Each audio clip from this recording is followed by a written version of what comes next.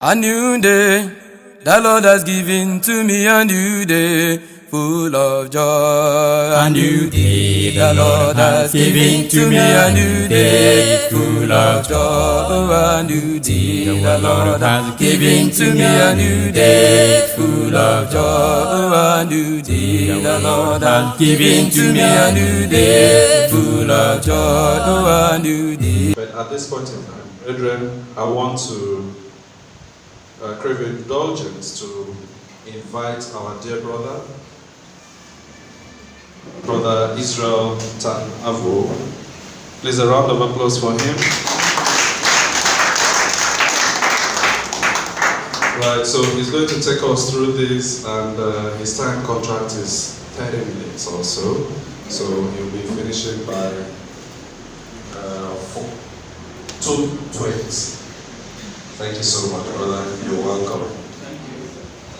Thank you very much. Good afternoon, brethren. Good afternoon, sir. Yes, I like the energy. When I'm standing in front of people, I like to hear the response very loudly, clearly. It shows that there is energy. It shows that there is attention. Indeed, I'm happy to be in your midst today. And I want to say thank you for giving me the opportunity to stand before you today to discuss issues concerning marriage. Yes, I can see very beautiful faces. When I came in, you may not know, I was going around looking at the beautiful faces, the beautifully dressed, and the gorgeous looking ladies and elegant brothers. Please give a round of applause.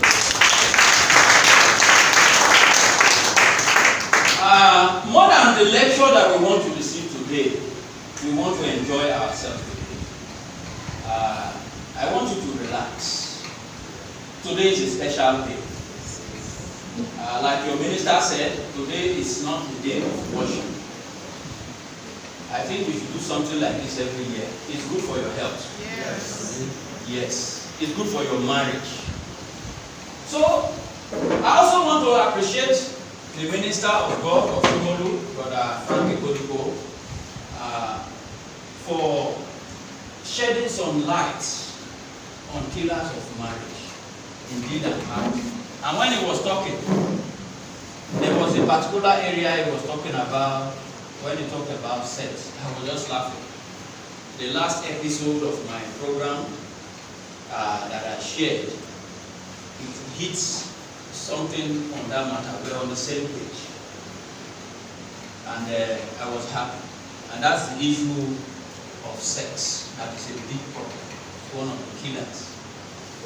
And particularly, he said, when you get to a certain age, no power again. When you are young, there's so much energy. But you get to a certain age, no more power again. We want to go into our discussion for today. That is the importance of having a peaceful home. A peaceful home. I think that is what everybody wants. Yes. There's nobody that doesn't want a peaceful home. But the challenge that we have today is that there are so many broken homes. If they are not broken, they are unhappy in their marriages. That is what you find. And statistics that people have made, the results are not good. One of them in the United States, they say 50% of marriages end up in divorce and separation. Another person that did a survey said in 2019, all the marriages that were done in the court, about 40% of them failed. It shows that there's a huge problem in many homes. But that should not be the case in our Christian homes. We have different values. We must make a difference. And when I listen to some of the responses from some of our brothers here, and our sisters, saying, I met my husband in the church. There's a huge advantage in that. But that is not our subject for today. Now, we want to identify reasons for working towards a peaceful home. That is what we want to talk about. We need to identify these reasons so that we can begin to appreciate where we are. For you to solve a problem, you first need to know what the problem is and appreciate it. So let's look at how we are going to identify these problems. The problems physically affects all environments associated with the couple. When you have a problem, you may not know it's not only the couple that is affected. When I say environment, every other group or people that is related to that couple is affected in one way or the other. We will come to see. I will list those environments so that you will see as we make progress. This discussion will focus on the benefit of making peace. That is what we want to look at. To achieve this, we want to consider the benefit in two areas. The benefit to the couple and the benefit to the immediate associated environment. Again, we will see what that environment is, the parties that are involved. First, we need to understand what a home is. What is a home? If I were to throw the question to you, you have so many answers. And probably all of you may be right. A home, according to Oxford Dictionary, is that place that you live in. The advanced Oxford Dictionary says it's that place where you live in. But that is not the picture we want to look at. When we talk about a home, we want to look at the people that live in that structure. Are they living happily? Is the marriage successful? What is going on in that marriage? If you are going to where you live, you say you are going home, not because of the structure, but because of the people that you live with. You say it is your home. Alright? Now, we can say that the discussion is centered on the family that lives in that place we call home. So when I say home, know I'm talking about the family. The picture of a complete family includes husband, wife, and children. As we see in the book of Genesis chapter 1, verse 27-28, we see the beginning of the home as God designed it. It says, so God created man in his own image. In the image of God created him, male and female, created he them. And God blessed them and said unto them, be fruitful and multiply. So, male and female, be fruitful and multiply. So you see the husband, you see the children. Multiplication will do what? Will produce children. That is God's design. Alright. God's structure. Sorry, God puts the structure. He puts this structure in place. The structure of how the home should look like, what the family should look like. As we can see, that home is supposed to be a peaceful home, the way God designed it. When we go through Ephesians chapter 5, 22-31, we will not be able to read because it's a little bit lengthy. It gives a picture. God talks about love. God talks about who will be the head of the home. God had organized the thing in a manner that if we follow it, it will be peaceful. But we men follow this structure. That is where the problem comes. He talks about the husband not denying the wife not denying the husband. Do men follow this structure? By my own understanding, the structure that God put in place is a perfect structure. But we don't follow it. That's why there's problem. That's why there's no peace in the home. And if we look at Ephesians 6, 1-4, he also talks about the children. What is expected of the children to the parents? Children, obey your parents in the Lord. He talks about the children giving honor to their parents. If they do all these things, you have a peaceful and a perfect home. Are we doing all these things? This is what is happening in the home. The Christian home must reflect all this. The role and responsibility of each party is clearly spelled out for the purpose of having a godly and a peaceful home. But either we don't see it, or we decide to do what we choose, and that will create problem. That will make our homes not to have peace. But today, we want to look at the benefit of having peace in the home. So we say the benefit of a peaceful home. We want to look at first the benefit to the couple. Then we'll look at the benefit to external parties. Now, the benefit to the couples. Number one, benefit. what do you stand to gain if there's peace in the home? It will promote financial stability. When there's no peace in the home, there's no financial stability because the couple, they will not cooperate. They will not do things together. At the end of the day, things will fall apart. And where the husband is having challenges and the woman or the wife sees that she can help, she may not be able to talk because they are quarreling, because she's not happy with the husband. Because the husband is having extramarital affair, he will go and spend the money outside.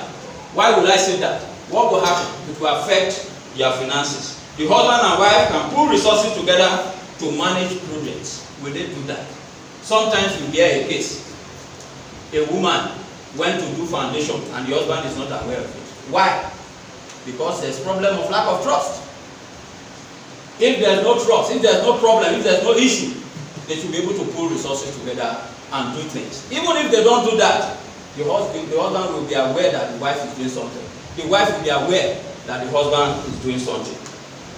They have a lot of bills to settle. The wife doesn't care. Why? Because she's worried about the way the husband is going about things. You are spending your money outside.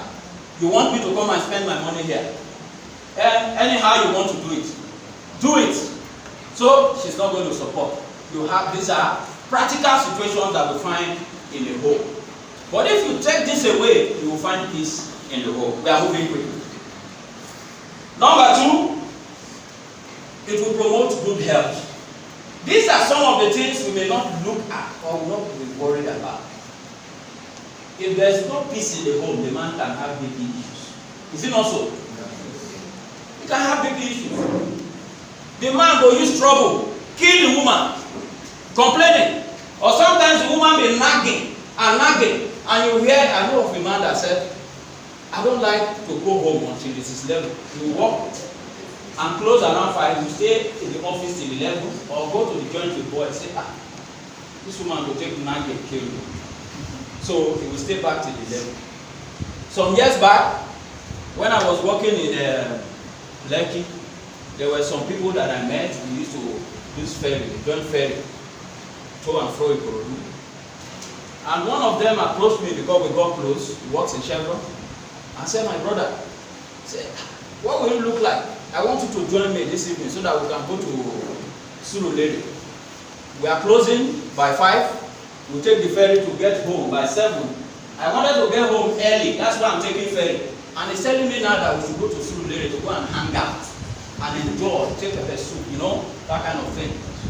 But the problem is, it's not going. I'm just wondering. I want to get home early. Now you're telling me to go to Surulere to go and hang out. Then we'll be there till 11. What is he running away from? He's running away from something. And that thing is in the home. When there's problem in the home, the mind is not settled. And a lot of people get big. When there's financial problem,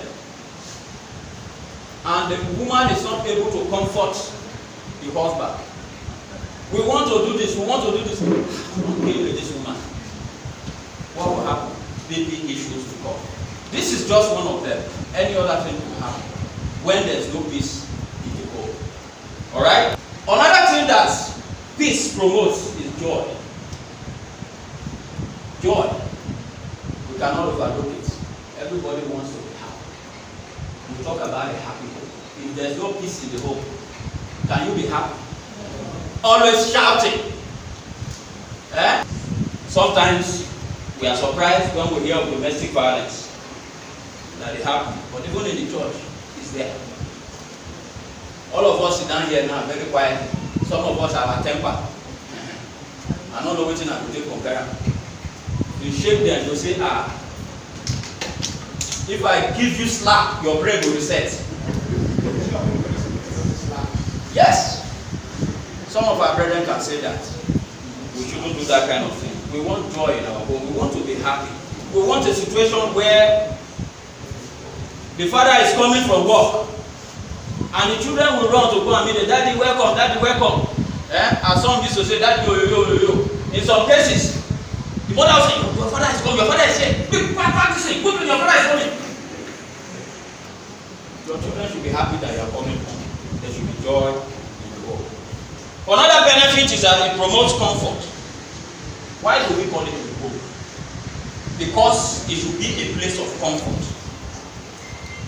I should like to go home, not like that man who wants to stay back. After closing by 5 o'clock, he wants to go to the club. He wants to go and eat fish. He wants to hang out with the friends. My wife is my number 1 friend. My children, they are my number 2 friends. I want to hang out with them. After the day's work, I want to spend some time, quality time with them. I want to get to know what is happening in their school. I want my children to talk to me freely. It should be a place of comfort, home. I can remember when my children were much younger, if we go out, if we stay for a while, they'll be asking me, Daddy, when are we going home? Because that place is not like home. It's not comfortable. A home should be a place of comfort. It's not about the furniture. Whether you have beautiful furniture, that's not what we are talking about. You can have beautiful furniture and there's no peace in the home. I think about 2 years ago, one lady stabbed the husband to death. They were wealthy, they had everything. The comfort you could think of, it's there. But what happened? There was no comfort in reality. There was no happiness. The place was not comfortable. Bill Gates has all the money in the world. Who doesn't know Bill Gates? How many times has he been number 1, the world's richest man in the world? But about 2 years ago or so, they came and tweeted after 27 years of marriage that the two can no longer be together. Is it the furniture? They have everything, but the place was not home. The home has to be comfortable. It has to be a home indeed, most especially when you are a Christian. And nobody can make it for you. You are the one that will make it yourself. All right? Another benefit is that it promotes progress. If there's no peace in the home, you will not make progress. Your project, whatever it is that you are doing, you cannot be relaxed doing it. The advice your husband would have been giving you, the support he would have given you, because you people are not relating well, you will not be able to give you. So also the wife, when they see something going on, she will not say. And there will be no progress. So, a peaceful home promotes progress. Alright? A peaceful home promotes good spiritual life. You may be wondering, I'm not quoting so many Bible passages. It's not about the Bible passages. The things are embedded in the Bible, but we don't see them. We need to extract them. When there's no peace in the home, how can you pray together? How can you have fellowship? You cannot have fellowship. And what happens? The presence of God will not be in your house. Let's read the Bible passage. 1 Peter chapter 3 verse 7. It says, likewise, ye husbands, dwell with them according to knowledge, giving honor unto the wife, as unto the weaker vessel, and as being heirs together of the grace of life, that your prayers be not hindered. Is that not a spiritual problem? That your prayers be not hindered. That's a spiritual problem. When there is no peace, you know what it means that there is no peace in the home. That means there is no agreement. There's fighting. You are not happy. How can you pray together? You will say things, ungodly things to each other. Things that are demeaning. Things that will hinder your progress, that will hinder your spiritual life. Get angry, we quarrel, we say things that we are not supposed to say.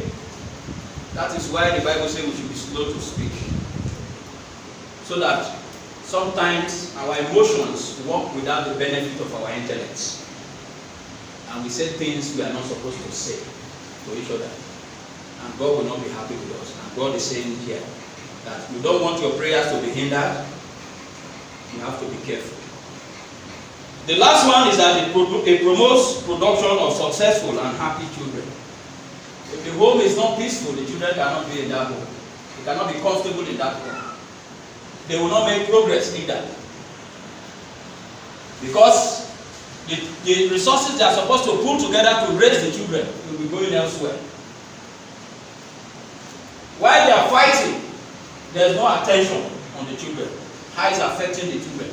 And that is one area that gives me concern. Most of the time when we talk about challenges of marriage, we are focused on the parents. What of the children? How does it affect them?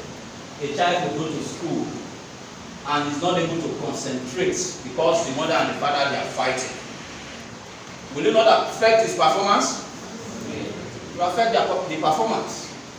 So when we do these things, we should remember our children. A peaceful home promotes production of successful and happy children. For our time, let's go to the second class. The benefit of the external parties. Yes. When I talk about external parties, you come from a home. You have your parents. You live in an environment. You have your neighbors. You come from a church. You work in a place. And you definitely affect all these parties. So number one, a peaceful home produces a happy extended family. When the home is peaceful, which fight your mama the consent? Which fight your papa the consent? And there's no parent that will be happy that the daughter or the son is having problem in the home. It's you that will make it work. Sometimes we allow an external influence to destroy our marriage. To make our marriage not to be peaceful. Your mother will come and dictate the kind of soup you eat. Is this what your wife is cooking? Yes, it happens. Hey, my wife did this. Do you know the worst one? If there is delay in having a child, oh my God, the pressure. Now, woman you marry, and then a man you marry. We see some of these things in the home video, but these are the realities of life. So, when there's problem in the home, I've seen a man who beats the mama, fall inside water. Mother-in-law, sorry, for one reason or the other. So the extended family is affected in many ways. I'm even careful in the things I say because these are experiences that I've observed. There are people that I know. So we see a lot of things that people do that affects their families. The mother cannot go to the home and be at peace. Something, when we were much younger, our neighbor, they had money. They cook delicious food. Better cookers. But the day the mother-in-law came to the house to visit them, she went to buy Titus fish. I was wondering. I'm not talking about now, I'm talking about almost 30 years ago. So I was wondering, these people that are, then nobody wants to eat Titus. Can't give me Titus, say I will eat Titus. Although now with the situation of the economy, you see what they call ourselves. That fish wey dey call shower, we dey chop am now. That fish no dey before. Do you know shower? Yes. That fish no dey before. They give me Titus and you say the smell, how we chop Titus, but now they chop shower. So the woman come make Titus for the mother. She's trying to prevent something. I don't know what it is. But what I say is that whatever we do affects our extended families. If the home is not peaceful, our parents will not be happy. Sometimes it can cause friction between both parents. Call your son to order. I don't like the way he's talking to my daughter. I don't like what he's doing to my daughter. You get it? So many things happen in a marriage, but we must make it peaceful. We must make it work so that we do not allow our parents to be filled with pain. The second one is a peaceful home makes the church peaceful. Of course, who makes up the church? Is it not the families? Is it not the homes? When there's no peace in the home, the church is not settled. Brother, you don't hear. Brother and sister, you don't be fight since yesterday. How will come down? This matter don't serious. The church will be worried. The minister will be worried. What formula will we use now? How are we going to solve the problem? Do you get it? So it affects the church as well. When there are problems in the home, don't just think that it's only you and your wife. When you start this fight, it affects a lot of people. And the church is one of them. It's number one, in fact. Unfortunately, we don't have counseling session here like we both would do when problem come, they will say that they go for counseling session. We don't have that here. We have the church, the minister, now do everything. Now go cancel you, now go do this, now go do that. So we carry problem come with them. I won't break it head. Number 3, a peaceful home makes a peaceful community. I know fight, but I don't set to tire for my community. At least I mentioned one. You go there here. He won't kill you. He won't kill you. What will you do? You hear that kind of thing, close your ear. You run to go and assist. You go and find out, see how you can help. So your problem also affects the community. Lastly, a peaceful home makes a peaceful work environment. When I was working in one establishment called LCC, I had a staff. I noticed that day it was off. It was not coordinated. It was not doing things well. And I was worried. I said, look, I'm going to give you suspension where you are going. And I now went to meet the HRO. Because the HRO, at the end of the day, if you want to give any punishment, you must pass through HRO. That is the human resources. And the manager told me, has he been doing like this before? I said, no. Why not find out if they have a problem at home? It's okay. And I called him and I asked him, are you having problem at home? He said to my wife, is giving me a lot of pressure. I said, oh, all those calls that he has been making. And got me now. Oh, I hear you. What kind of life is this? All that while is the wife that will calling you, tormenting him. And he told me that some 2 days ago, he prepared to go to church. He called the children. He's not a member of the church, he's a member of our team. And they were having a program. The wife said he's not going. Okay, let me go with my children. He wore a very white shirt like this, my brother here. Do you know what the wife did? As they got ready, he took red oil, white on the man's shirt. So coming to work, all those things is affecting him and it's affecting his performance. You get it? So we have mentioned just 4, but this thing goes round. Any party that is associated with the couple is affected. So the couple need to have that in mind. The need for peace in the home should be desired by all, most especially since we are Christians. We should desire peace at home. The home is a unit of the church. We don't want to mess up the name of the church. We want to make the church a happy place. So we make our home a happy place. As a church, we are to be peaceful. Hebrews chapter 12 verse 14 says, we should follow peace with all men. If you follow peace with all men, the person where you live for inside house, we don't come. You too, you have to follow peace with them. Let your home be a peaceful home. Let your children be happy to come home. Let your husband be happy to come home. Let your wife be happy to come home. A peaceful home is a blessing. And by the special grace of God, as we continue to enjoy this kind of lecture, it's going to continue in our life. We will have a peaceful home in Jesus' name. Amen. God bless you.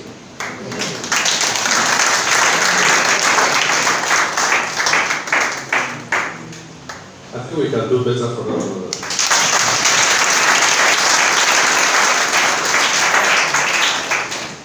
Thank you so much, our beloved brother.